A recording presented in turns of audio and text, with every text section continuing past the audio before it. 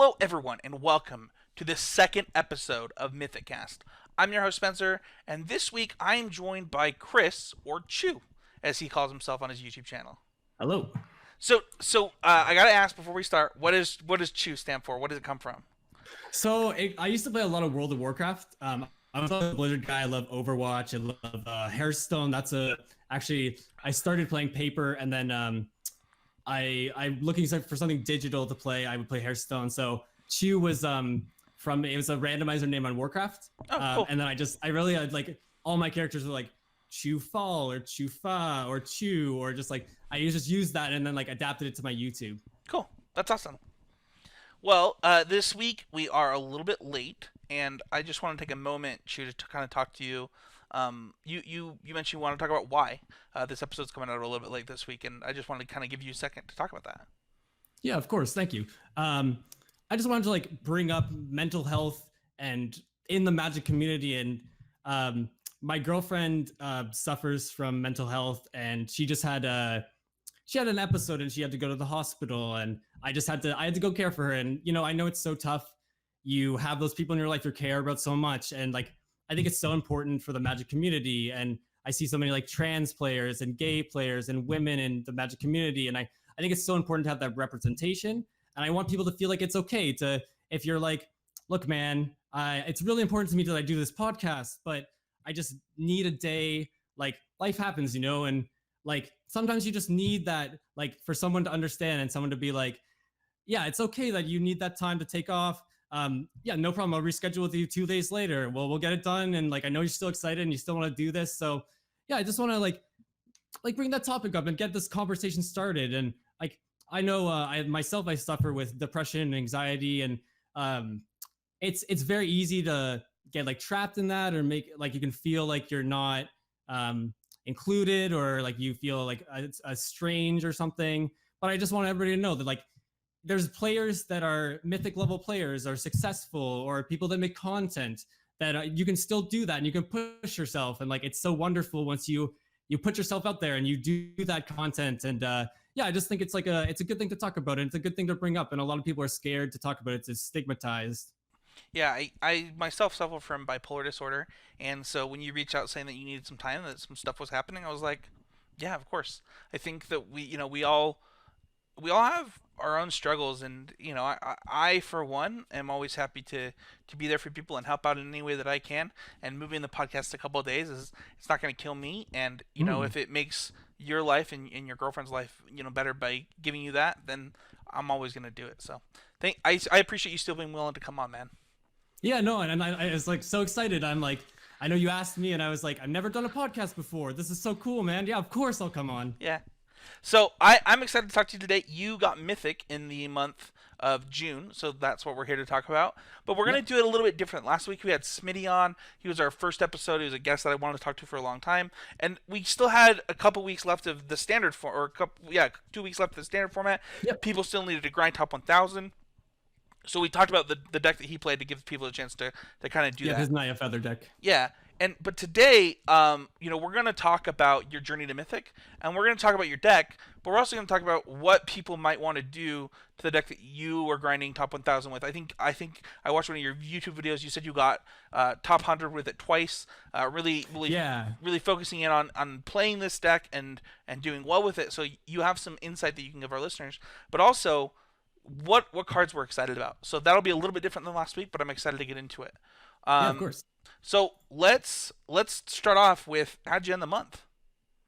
We were just talking about how my life was so busy, and I had to take that time. So I was top 1000, and I took some losses and just dropped out. And I was like, you know what? I'll take the month off. And Sure. luckily for some of us who didn't make the qualifier, we now have that extra month in July where we can qualify for the tournament still. Right. So I'm not worried about it. And like that's the thing. It's like sometimes life finds a way, and you're like, well, you know what? It's fine. I'll give up on my like top 1000 is very, very stressful. You have to win so many games in a row, and if you drop a game, like so that's the thing. It's like if you're rank 100 and you drop a game against like a 90% or something, you're going to 700, you're going to 800. It's it's bad sometimes, and that can hurt your self-esteem, or like you're like, oh, okay, I want to stay that top 1,000 because you feel like you're a successful player. But then it's um, you just like it's you want to keep that ranking, you want to keep it Yeah. high up. So yeah, it's So a lot of people have. We can kind of talk about this, but a lot of people, including myself, I personally, I've gotten mythic whenever I've wanted to, but yeah. uh, this is very different. So for somebody like me who is a dad, and Mm. I don't have the same time for Magic that I used to have. Um, you know, for me, the PTQ system is like the system that worked really well for me. I Mm. qualified for a Pro Tour after getting married, because I could dedicate small chunks of time right before an event to do things in bursts, Mm. and or large chunks of times at certain times of the year. The ladder's not like that. The ladder, you get mythic, and then the last day of the month, you're either sitting on a ranking waiting to play, Mm. deciding whether or not you're going to need to play, or you are just sitting there watching it, or you're grinding to get there at the last moment. And those are the only kind of two things that happen on that last day, and it's Mm. very different for somebody, for some of the people that might be listening. So talk to me about like what the grind was like to get there. Like what did you play against on your way to Mythic? So I definitely played like I know the Dreadhorde deck is super popular. People love that just casting Dreadhorde on 6, and getting back all their Wild Growth Walkers or Jade Light Rangers. So I played a lot of that, and a lot of White Weenie, a lot of just like um, the Bant deck I know is super popular. People love, and the Simic deck, and people love that, like the mass manipulation. That I know personally, that's my deck I was on, and I know how powerful those cards are. So I can see why people are attracted to these different decks. And obviously, you have your there's so many Esper Hero after the last Mythic Championship. Your Brad Nelson Esper Hero. Um, there's also a lot of Gruul, which it's like there's the meta's so diverse right now. I feel like there's so many different decks that I haven't played too much with M20, but I know just before the set, you could just like if you want to play an Esper deck, you could pick up an Esper deck. You want to pick a Gruul deck, you can still play Mono Red. You can play Mono White. You could still play Mono Blue. Like there's still decks that are still like tier 2 or like 1.5 or whatever, but they're still powerful enough that they can get you to Mythic. And if you're making those plays, and just it's really important to watch your plays, and one tiny mistake can throw away an entire game. So I think it's really important when you're grinding and when you're ranking up to just like watch every play and look for those plays that you're like I know personally, with my Bant deck, I would like I have Frilled Mystic in my deck, and I would pop it back with Teferi, but I forgot to swing, so I missed 3 damage, and then I'm like, at the end of game 1, it's like he has 3 health left, and I'm like, okay, I made that mistake, and then next time I'm like, okay, I just need to watch when I'm bouncing my Frilled Mystic with my Teferi that I attack first, and that's how you really improve as a player. It's recognizing those small mistakes, because the game of Magic it's all about like percentage variance, where it's like, okay, I have like a 60% chance to top deck a land or something, or I could get this Haymaker.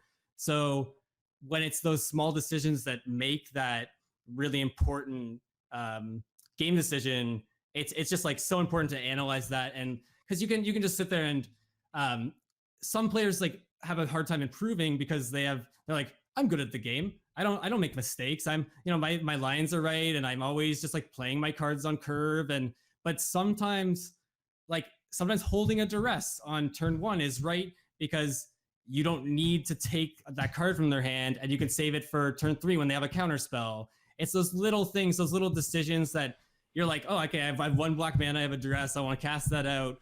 But then sometimes you just have to think, and like, what if they have nothing in their hand? They just have a creature, like they're on Bant or something, and they have like Llanowar Elf, Paradise Druid, nothing. They top deck Nissa, and you're just like, well, I lose. But if you on turn 2 cast that duress, you're gonna get that Nissa, and it's just really like making sure your plays are so crisp. And that's especially like with the high Mythic ranking, because you have to get so many wins in a row.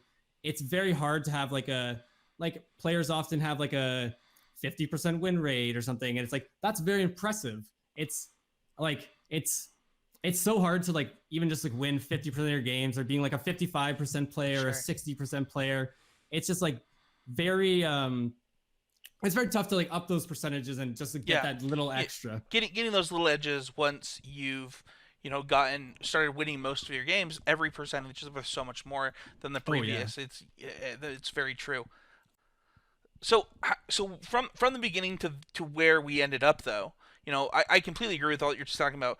Gaining those little percentages, and that gets truer and truer. I mean, if you look at the ladder as like that you gaining experience and becoming better at Magic as maybe you get stuck in gold a lot, and then you start getting into Mhm. diamond, and then you start making mythic every season, right? Those are chunks of your win percentage going up, and you see that through the streaks that you make on Arena.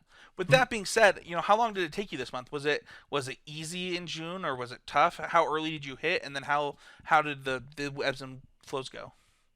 So I found like when the War of the Spark first came out, I had a lot of like a tough time reading the meta because there were so many cards where before you could just like have a Hydroid Crisis in your hand and cast that out. Have a Hydroid Crisis in your hand and cast that out for 4 or something, and you just don't have to worry about a Narset or a Teferi or like there's just so many static effects in standard, and it's so tough to. I know originally like just remember when they have a Tamio out, never cast Thought Erasure, or when they have a Teferi out, don't cast your Finale of Promise. It's like there's so many little things in standard now to remember, and once I got those all down, once I remembered Narset doesn't let me draw cards, and Teferi won't let me cast sorceries on their, or sorry, won't let me cast instants on their turn. Um, you really like recognize those, and you're not going to make those misplays where you pass the turn with 2 mana up and they have a Teferi, and you're like, oh, I'll just counterspell, and then you're like, oh, I can't counterspell. Yeah, that makes a ton of sense. It's funny how often those little things that you kind of forget about, like static effects like Teferi, come up. And when you think about something like Arena, you talked about losing a rank. Like if you lose a game, it means you have to win 2 games to make it up on the ladder. If you want to get back, back towards your Yeah, goal, which is really interesting on those points. Then obviously once the elo hits, those things change quite a bit. So yeah. Sorry, I lost track of your question there a little bit. It only took me it took me like a solid like week or so just to like grind out those games and get the feel for the new meta kind of um and kind of just like experience those games and play against every single deck. And that's what's so important to me is um like you have to play against every single deck in the field and know all the cards in standard, because there's a time where in a place where someone's just going to play a card against you where you're just like, I don't even know what the hell that does. um right. so like just knowing all the cards in standard and just sitting there. And I know it's very important for me. I'm thinking always, okay, I have 7 cards in hand, what could my opponent have? um what could, like, I cast this turn and then he's gonna have this next turn. So yeah, just knowing all the cards. And yeah, it only took me like 2 weeks. So um I know myself, I've reached Mythic.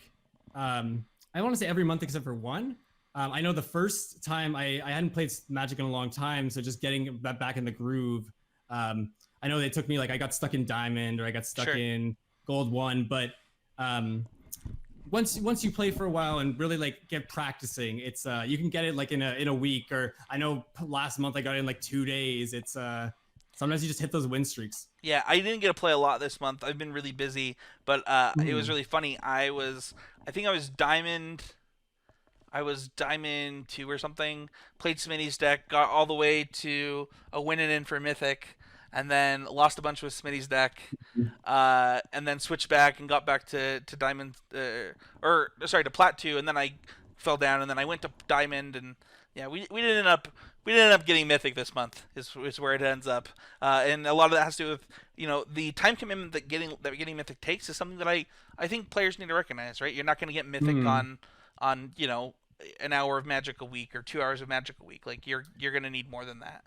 And I speak as like I say 7 days or whatever, as I'm grinding out those like 4 hours, 5 hours a Right, day, because I have that time to myself. And I understand that there's many players where you have a job, you have kids, you have commitments in your life where right. it's okay to not reach Mythic, because like it's such a time commitment, and you have to really really grind out those games. Yeah. To be fair, though, I mean, on the counterpoint of that, if we think about kind of how the time that you're putting into Mythic is time that you're improving at Magic. So if your goal is to get top 1,000 and you're going to have to put in the time to get better, good enough to get top 1,000 anyway, you might as well do that on the ladder. So it kind of just it evens itself out in those ways too. Oh yeah, and yeah, as you keep playing, it's like you could play 1 hour a day for a month, and then like you next month you're just like, oh wow, getting through gold this month was really easy for me. Right. That's so strange because I know I struggled last month in gold one or whatever because it's so easy to get stuck in those ranks. And sometimes it's just like recognizing that it's you need time to practice. It's a game, and there's so many decisions, so many cards, so many interactions that you have to realize you need that practice, and you're gonna get that practice, Yeah. and you're gonna get better. Well, let's talk about those cards, and let's go in talking about your deck. So the deck that you piloted to Mythic this month was none other than Bant Ramp. So this is a deck that was popularized actually a little bit later in this specific standard format. Mm. This is one that was not one of the week one decks. If we look back to week one, if you were going to play a Bant deck, you were going to play that Bant mid range deck. Oh, the From Otaka or yeah, whatever it is, the 3/6 that makes 4/4s. Now uh, we don't see that guy too much. yeah. I mean, just a completely different. Oketra. Oketra is the name of the Okay, card. Trev, that's we got it. Yeah, Yeah. I mean, the format just is completely different than it was week one, and this is one that came out later. And you at the beginning of your testing of this, we're basing this off of some of the decks from the Mythic Championship. So we have Mm-hmm. four Llanowar Elves, four Hydroid Krasis, three Incubation Druid, four Paradise Druid, three Jadelight Ranger, two Ripjar Raptor, two Shalai, two Drastani, four Nissa Who Shakes the World, two Finale of Promise, one Growth Spiral, two Immortal Sun, two Prison Realms. We have 25 lands in the form of four Breeding Pool, six Forests, two Glacial Fortress, four Hollowed Fountain, one Plains, four Sunpetal Grove, and four Temple Garden. I'm just going to go over the sideboard really quick, but we're going to talk about it a little bit later. We have three Baffling End, three Negate, two Deputy of Detention, two Teferi Time Raveler, two Ixalan's Binding, one Ripjar Raptor, one Lyra, and one Tessamir, Friend to Wolves. So let's talk because I gotta play this deck. I am a connoisseur of ramp decks. Mm-hmm. I won multiple PBTQs with ramp decks through the years. I think my first states top eight was with a ramp deck. This is just in my wheelhouse, and Oh yeah. this is a creature ramp deck, so this is closer to something like Devotion with a power skill deck Mm. than something like Like Genesis Wave or yeah, something, or like Genesis Wave. Yeah, that's a good example. This is creature ramp, not mana ramp in the same mm. ways that where you're searching at your lands. This deck is interesting to me, and I have questions. But before we get to my questions, how do you win with this deck? Like, what is the thing that you're trying to do to beat your opponent? So essentially I'd say you're trying to quickly load up your board. You have so many ramp creatures and so many early plays that often your opponent won't have a shock on one. They won't have their removal on two. So you can just go like Llanowar Elf, Paradise Druid, turn three Nissa, kill your opponent. But then sometimes you're dropping like Llanowar Elf, Paradise Druid, and then you're stealing your opponent's Ripjaw Raptor or something, and just like something your opponent can't beat from their deck with mass manipulation, or your opponent's like not expecting the different larger ramp spells, or like an Immortal Sun you'll play against your Esper opponent, and they'll just blank all their planeswalkers. I find it's very versatile, and like you are trying to like put out your ramp creatures, and yeah, the Devotion was a very good example. You're trying to like put out those creatures and establish a board presence with your planeswalkers and your creatures and your lands that you're getting in the battlefield.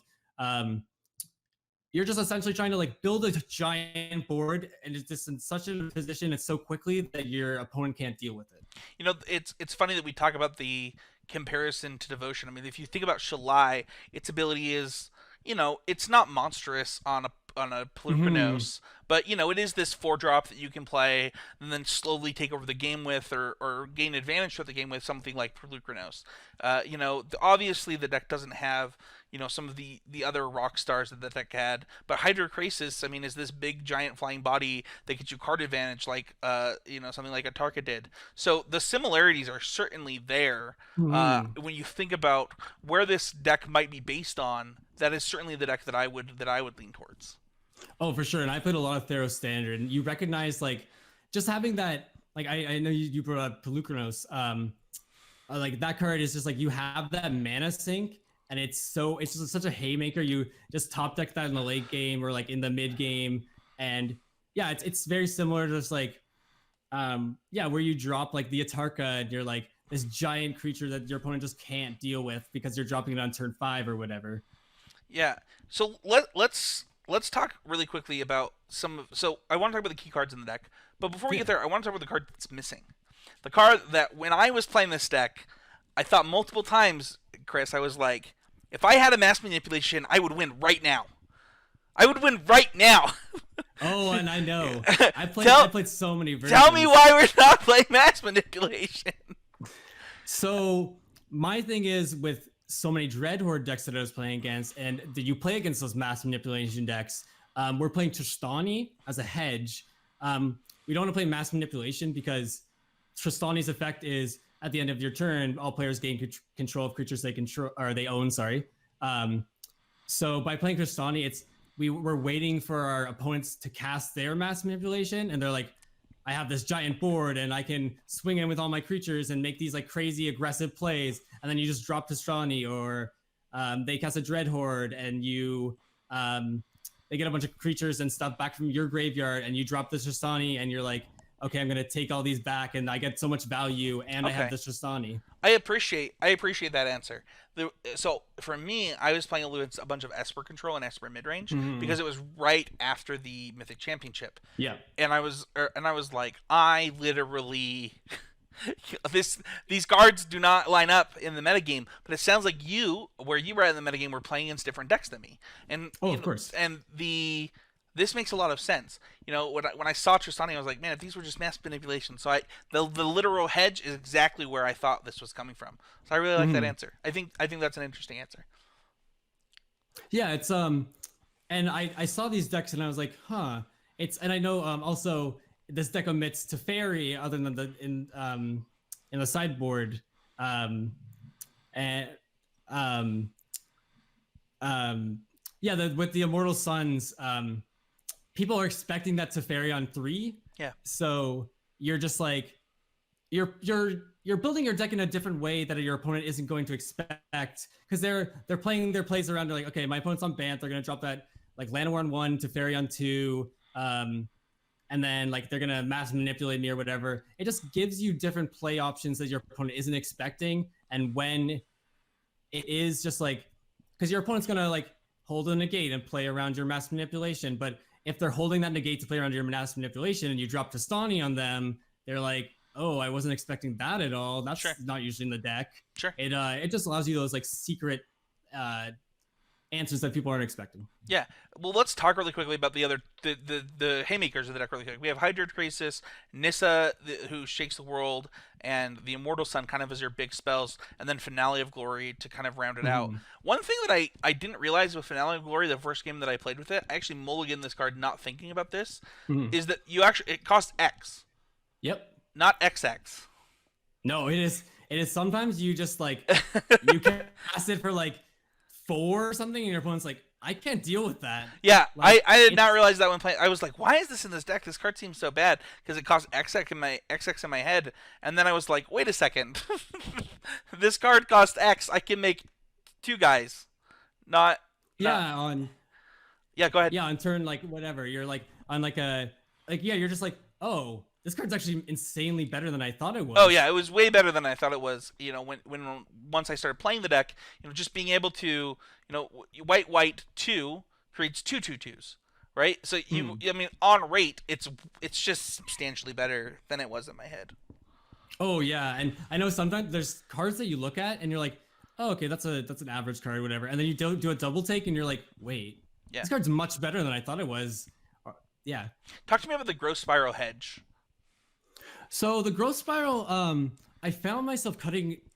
You notice I have 3 incubation druid, 4 paradise druid, and then the 1 growth spiral. I found I was cutting the incubations a lot in game 2 and 3 because there's so much early removal. Like that's so essential to take out those land worlds, to take out those firebrands, the get to lava mancers, the white weenie creatures. There's just so many, and wild growth walker is huge. So many early creatures that you're going to be wanting to like removed that I found incubation never got its full value, because you kind of want that to like sit on the board and you'd be able to like use that 5 mana and then use the extra mana from your incubation with the adapt to cast a giant hydroid crisis or whatever. And then the growth spiral allows you to just like um, play that on turn 2 and not commit to the board. Um, Whereas you're still getting that ramp, and you're playing like 26 lands, I believe. Um, so it's Yeah, 25 in this list, but yeah, definitely enough that you can. yeah, yeah, enough that you're casting growth spell and you're usually having that land, but it is a hedge against that like shock. And I found in the post board when I'm boarding in negates and stuff, I can often hold up a negate for 2 mana and then cast the growth spiral if they don't cast anything that's a non-creature spell. Sure. So really quickly, you have a planes in this list as your second basic. Talk to me about, is that just for the finale of Glory double white? Yeah, it's just I found the double white is really tough to cast, and you obviously want your forest for Nissa, just because that gets you so much extra. Like, I found in the round decks, like people were building around a lot of like the breeding pool is so essential, the forests, and just because you can untap a breeding pool and hold them negates if you have a Nissa out, because it gives you that blue mana and the extra green, and stuff like people don't expect that. But the plains is just like there's a lot of times where you're trying to be on that green mana early because you have your Land of War Elves on turn 1 that's 1 green. You have your Paradise Druid on 2 that's a green 1. There is a lot of green spells, but then you are a 3-color deck, so you need that extra white source just to cast your spells. That makes a lot of sense. Well, let's talk really quickly about the sideboard. One of the things I like, you got a 1/1 hedge on Lyra and Tolsimir for different decks, letting you kind of, first of all, it's really sweet. It actually, I don't know if you knew this going into this, but in Modern, they play 1 Lyra, 1 Baneslayer Angel, and blue-white control if they play 2 Angels. Okay. And so they hedge because Lyra's legendary. It's obviously the better version for mono red, but because it's legendary, you can actually just cast both of them in the same game to really pull ahead with this. And I actually found myself doing that while I was playing the deck. Is that something you consciously did? So it's funny. My thought more was Lyra doesn't impact the board immediately. Right. There's so many times when you drop a Lyra and they're just like, fight with fire, it's gone. Sure. So I found Tolsimir. Yes, it is only a 3/3, but it immediately impacts the board. You're fighting that 3/3 wolf on a creature on their side, and then also, you're getting that 3 life immediately with 2 blockers. Whereas Lyra, you only have that 1 blocker, and yes, Lyra's huge. She's a 5/5, and you get in with her, and you're like, okay, I'm gonna win this game because I have so much life. But if your Lyra gets moved and you're depending on that, it's just very tough if that's your game plan to like switch gears and switch to something else. The other thing in the sideboard that I thought was really impressive is just the number of times that I was bringing in Ixalan's Binding. This is a card that I've been a fan of in Standard since it's printing, playing them in Jeskai Control to win a couple events. This card just really was a house out of the sideboard, especially when you need, you don't have that much interaction in your main deck. You just have the 2 Prison Realms basically as your only form of interaction, and just kind of changing that slot up and becoming more of a mid-range deck is super helpful. Yeah, and I found the Ixalan's Binding I know is super essential against like different Hydroid Crisis decks, just because you're exiling that and it has no counters on it, no come back. But also, if they destroy the enchantment, the Hydroid Crystals come back. But as a 0/0. But also, I know Ixalan's Binding is like sometimes you just have 3 Narsets in your hand when you're playing Esper, and then your opponent drops an Ixalan Binding on you, and you're like, oh, there goes. Before I had 3 options, and now I have 2 dead cards in my hand. So I find like the power of the card in the Izzet matchups and the Gruul matchups, where they're not often boarding in that enchantment removal. Sometimes they'll see the Prison Realm in game 1, but sometimes they won't, and they won't board it in their enchantment removal. So you can just like get them with an Ixalan's Binding on their Phoenix or whatever, and just really hit them so hard. Yeah, I think that makes a ton of sense. Well, let's talk really quickly kind of about the deck moving forward. I have 5 cards up here that we're going to talk about. We're going to talk about them. We'll give them each a couple of minutes, but we have Tail's End, Leyline of Abundance, Cavalier of Thorns. Oh my gosh, is it Voracious Hydra? Yes. And Grafdigger's Cage. So these are cards that you've identified as potential additions to the deck. Let's talk about Leyline of Abundance first. Most people who are watching the streams this week, Mhm. they got to see Leyline of Abundance being touted as just one of the better cards that people were going to be playing. Yeah, it's I saw it. Obviously, I was so excited they brought back Leyline of Sanctity and they brought back the Black Leyline, and there's just like so many cool reprints. But also, we got those new Leylines in like Leyline of Abundance, and that effect is so powerful. Assuming you can build your deck around that, which obviously the ramp deck has many creatures that you Right. can just like tap for that extra green. And I've seen people on stream where they're getting those like turn four insane plays because they can just go Llanowar Elf and then tap that Llanowar Elf for 2 mana, and their second turn is just so insane because yes, they had to drop that card, but I like to play the ley line from their hand, and they're technically it's a Mold of 6, but you have an enchantment on the field. But Yeah. that effect is so powerful. Yeah, it was pretty amazing how often people were able to tap that 8 mana to put a creature, to put 1/1 counters on their Mm-hmm. creatures during streams yesterday. Yeah, it's surprising. I think you look at some of the ley lines, and I know a lot of them are sideboard cards. You look at this one, and you're just like, this effect is extremely powerful alone, but then it just like has so many additional layers that you're like, this really fits well for that ramp sort of board control deck. Yeah, I lost. I lost. I was in the preview stream. Mm. Hashtag sponsor. Thank you, Wizards of the Coast. Yeah, thank And you. and I lost to somebody who mulliganed to 5 with 2 of these. They Mm-hmm. they had 2 of them in play on turn 0. Played a mana creature. I was like, oh man, am I in trouble? Like you have 2 cards in hand, and I already feel Oh like I'm in yeah, trouble. yeah. I know that's the thing. Is like the effect is so powerful that I think if it takes off in some sort of deck that someone like spikes a tournament with, I think people might like really respect that card and really see that it's like, oh my god, they can mulligan to 5 and that card can just like bring them back in the game. Yeah.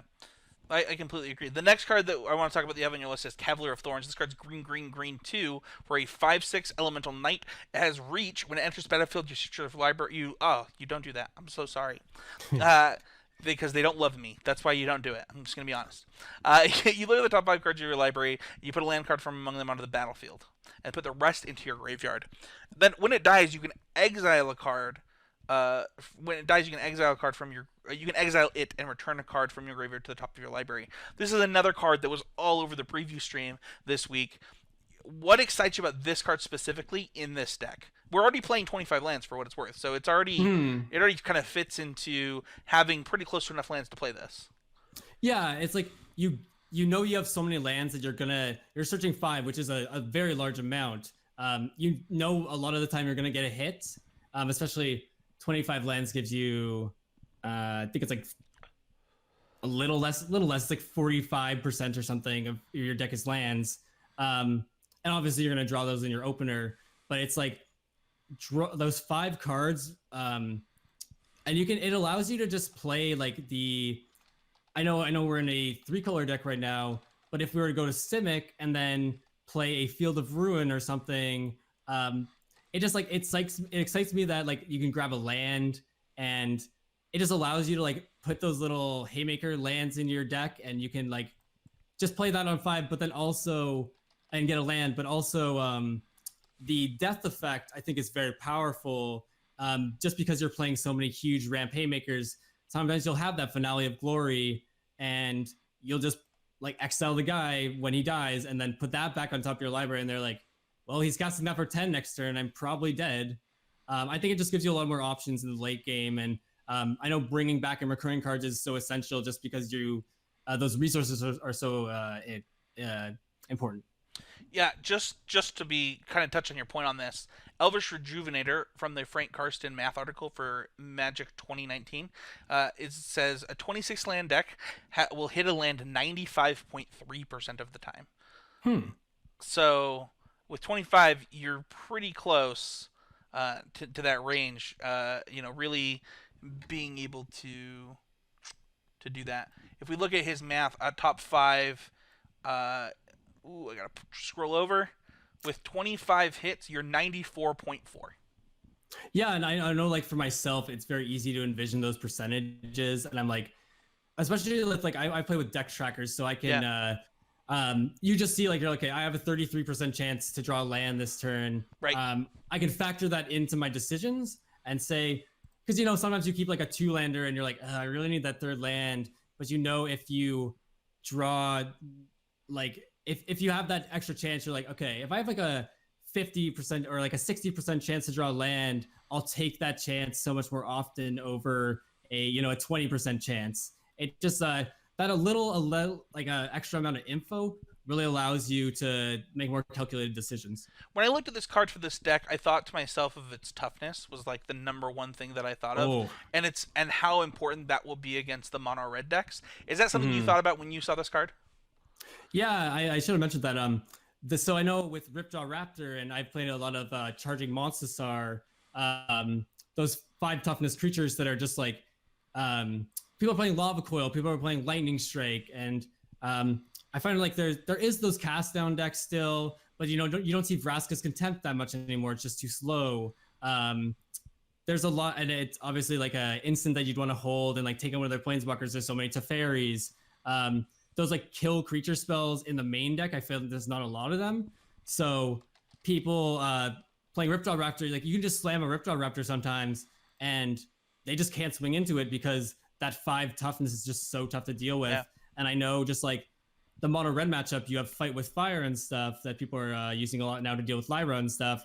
Having that 6 toughness is like, if they have to throw a Fight with Fire and a Firebrand at it, it's like that's just like huge card advantage because that 1 extra toughness can just make a world of difference. Yeah, and we already see that with the 5 toughness. Having to use 2 removal spells to kill it pretty often in that deck now. With its biggest, before they started playing Fire with Fire, they were all playing Lava Coil. They had to switch over when people started playing. I think it was specifically Ripjaw Raptor that really changed that to Fight with Fires, because they were main decking them in some decks. So let's talk about Tails End really quick. This one's blue and 1 for an instant counter target, activated ability, triggered ability, or legendary spell. What were you thinking about when you saw this?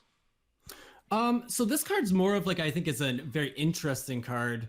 I know the counter target triggered activated ability isn't printed very often, and sometimes it's not super relevant. I know like in Legacy that's a big effect with Stifle, and you can like Stifle fetch lands and stuff.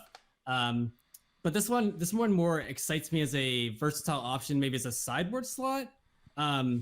Just there's certain matchups where you're like countering planeswalkers, or like different like Lyras and stuff, different legendary creatures. But also you want that extra, like the counter activated triggered ability is just like such an extra effect or hedge where people just like they're gonna pump 5 mana into their Incubation Druid and you cast Tail's End, and then they're like, oh, I just wasted 5 mana to do absolutely nothing. Sure. Like, yes, you use a card, but it's just like sometimes like people will tap that mana expecting to do something next turn, and then you counter that and it just like ruins their entire turn. So I think that effect can be extremely powerful, and I just like to see where that card can go. That makes a lot of sense. Let's talk about Voracious Hydra. This one's X green for an 0/1. It has trample. It enters the battlefield with X counters on it, and when it enters the battlefield, you can either double the counters on it. That seems crazy. Or you can fight a creature, which also seems crazy.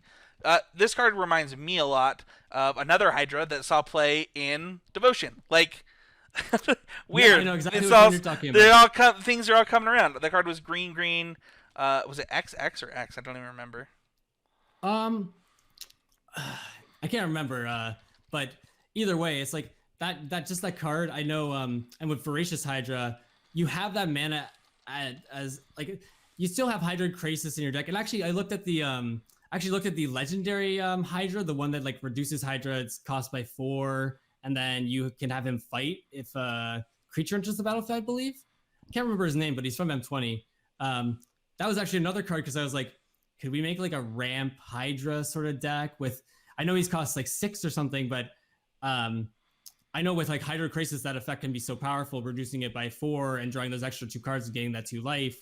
I know a lot of the Hydras, and it's so powerful, this one, that they can remove all the counters and it still has that 1 toughness. Right. So I just think there's a lot of like play with that. And the X cards are very like like, and maybe you can like throw like one of Voracious Hydra instead of a Finale or something, because I know Yeah. often like Finale is so powerful. I mean, Um, go ahead. oh yeah, no, Finale is so powerful.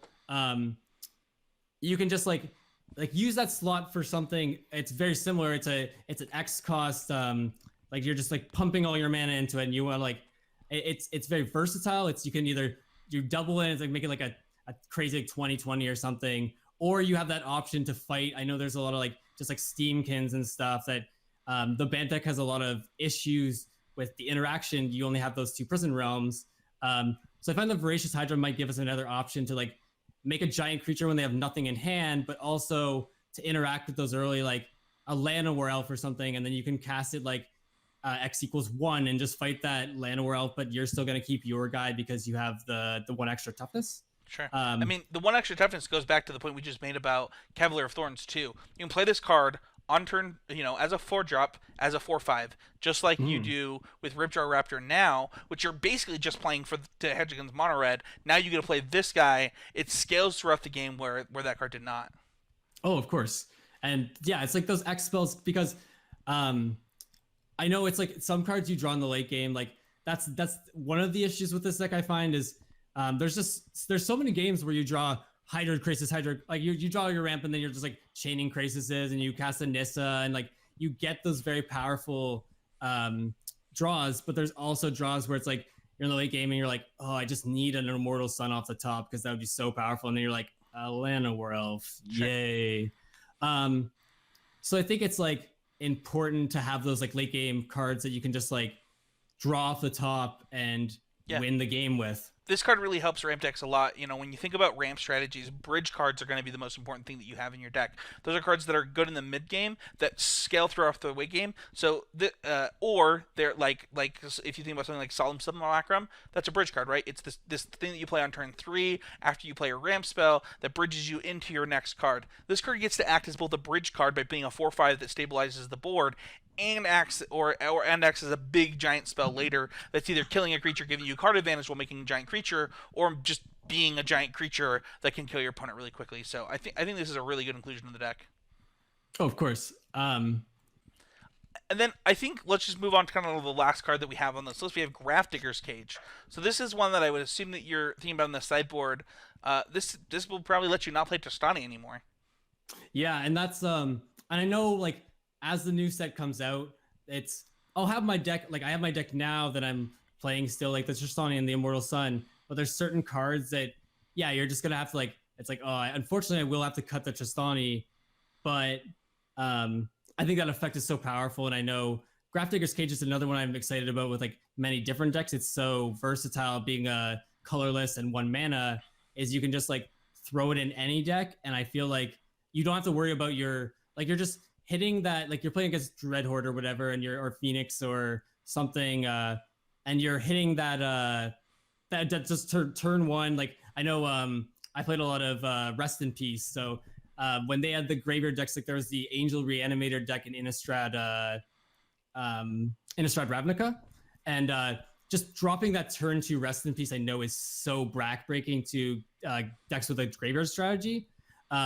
And I find Grafdigger's Cage is a very similar. You can drop that so early, and the effect is very powerful against those decks, and you're blanking out those Dreadhordes, or you're blanking out certain cards in your deck.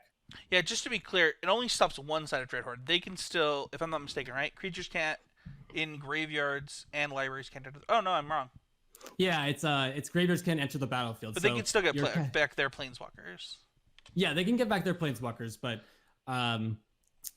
it's we don't have a lot of good graveyard hate. Sure. I know like I believe Huey Jensen was playing Sentinel Totem in his Sure. rule list, which is it's fine. It excels the graveyard. Don't get me wrong, but I'm not excited about it. Yeah, that makes a lot of sense. So, all right. Well, those are the cards we're excited about. Are you gonna be playing some Bant here when M20 comes out to try and figure out a new list that you really like? Oh, of course, and I'll we're talking about the deck so much now, and I'm getting excited. I'm like, I want to hop on the game. Yeah. I was down all day. I want to hop on the game and brew with these cards and craft them, and just like because I know they printed so many powerful cards in M20 that are just like exciting, and you just like I want to throw these cards in my deck and see how they can do. Right. So I think the Bant deck is very powerful. So I think with a few adjustments, I think we could get a new list for M20. Awesome. Awesome. Well, I'm excited for you, man. I won't keep you much longer. I just want to thank you so much for coming on. It's really fun to get to talk to people about their journey to Mythic and this new experience of Arena that we're all experiencing. It's amazing to have a client that you get to play so many games of Magic in, and I really appreciate you coming on. No, and I appreciate you having me. Like I said, it's so exciting for me. It's so cool, and I am a content creator, and I love like putting myself out there. And I feel like I have words to say, and I don't often get that chance to come onto a channel or come onto a podcast and kind of just like talk and discuss with like-minded individuals. And I think that's so important to have these discussions and listen to these discussions because it gains you new insight or yeah, like you would bring up things that I'm like, wow, this is like I never thought of that, or this is a card that I never thought of the implication. Like, you see, I think of like fight with fire, and I'm like, oh yeah, Lyra, you take a Lyra, but you're like, oh, I see Ripjaw Raptor, and it's very interesting to me to get those new opinions, especially when it's other Mythic players. Yeah. Well, so speaking of which, you can find Choose content. I'll be linking his YouTube channel in the show notes. So just go ahead, click there, hit the subscribe button for him, and check out his videos. He does kind of three main things. Just kind of YouTube gameplay videos. Post his streams from Twitch there, and then also you have kind of a deck tech series that you do. Yeah, it's my Decks Explained series, and I like to just like go through every card in the deck and really talk with people and explain to them. Like, I know a lot of people like they'll look at a deck and they'll be like I know Phoenix is a tough deck sometimes for people to understand because they're like, I don't understand like what's my strategy here. So Yeah. people can watch that card explanation as well as the gameplay after the fact, and they can watch a player who like thinks a certain way, and they can watch how I'm like, okay, this is how I play this card, and this card's used for like we have the shock in the deck because it's a 1 mana spell that you can cast to get your 3 spells to get your Phoenix back, but also we're casting this to hit our Llanowar Elves or hit our mono red creatures. So it just gives people a lot of insight, and I think it's important. Awesome. Well, thank you once again so much for coming on. You can check out the rest of this podcast network, the Always Improving Network, over on constructedcriticism.com. We've got common knowledge. We've got constructed criticism. We got the videos that we do up on the YouTube channel and everything like that. So we're excited to do those things. Don't forget to check out the new stuff. We have Tin Street Hooligans and things like that are joining the show. Great guys. Yeah, they're joining the network. So Awesome. really excited to have them. So thank you so much for watching. Don't forget to like and subscribe, and follow at Arena Mythic Cast. Once again, man, you can find is it Chufal Games? Yeah, Chufal Games. Awesome. That's right above his head if you're watching the video. Go follow him on Twitter. Thank you so much, Chris. No, and thank you for having me. This is so much fun. Awesome. Well, we'll talk to everybody next week for another episode of Arena Mythic Cast.